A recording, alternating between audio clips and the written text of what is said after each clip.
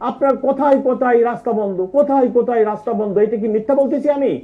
আমি তো আমার ইনফর্মাল ড্রেসে আমার বাসায় ছুটির দিন, বাস্তব কথা হলো চুলই কাটাচ্ছিলাম, যখন হঠাৎ শুনতে পারলাম যে যমুনায় আন্দোলনকারীরা ঢুকে পড়তেছে।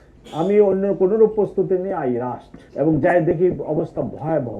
এই নির্বাচনের ৫-৬ দিন আগে যদি যেখানে সরকার প্রধান থাকেন সেখানে যদি আন্দোলনকারী ঢুকে যায়, যেখানে আমার ১৪৪ দ্বারা সভা সমাবেশ নিষিদ্ধ আছে, সেখানে এসে আপনার যদি আন্দোলনকারীরা এই ধরনের কর্মকাণ্ড করে, তাহলে কি পুলিশ কমিশনার বসে থাকার কোনো সুযোগ আছে কিনা?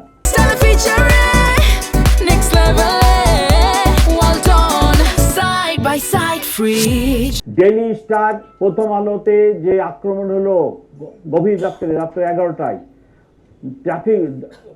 ট্রাফিক জ্যামের কারণে আমার অফিসারদেরকে আমি ওখানে সময় মতো পাঠাতে পারি নাই, এবং এই ধরনের ঘটনা ঘটলো। তখন তো সব ব্লেম পুলিশের উপরই আসলো।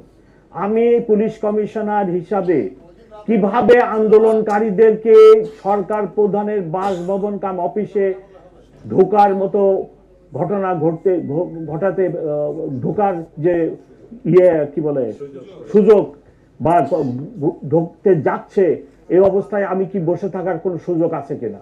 আমি তো শুধু আমি নিজেই যাই নাই। অ্যাট ওয়ান স্টেজ আমি আমার ইন্সপেক্টর জেনারেলকে ফোন করছি যে ভাই আমি তো একা পারতেছি না, you should come to help me, এবং ইন্সপেক্টর জেনারেল নিজেও সেখানে আসছে, আপনারা দেখছেন কিনা। ততক্ষণে আমরা আন্দোলনকারীকে শেরাটনের ওই পাশে নিয়ে গেছি, আমার ডান পাশের কলিগ বাম পাশের কলিগ সবাই উপস্থিত ছিল। ততক্ষণে ইন্সপেক্টর জেনারেল এসে উপস্থিত হয়েছে।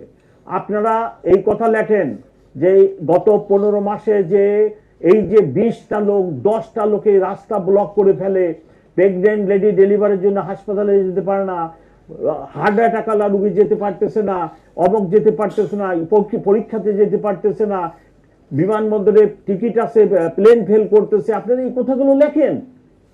আপনার এই শহরকে নিরাপদ রাখেন, মানুষকে নিরাপদ রাখেন, মানুষের যাতায়াত ব্যবস্থাকে নিরাপদ রাখেন।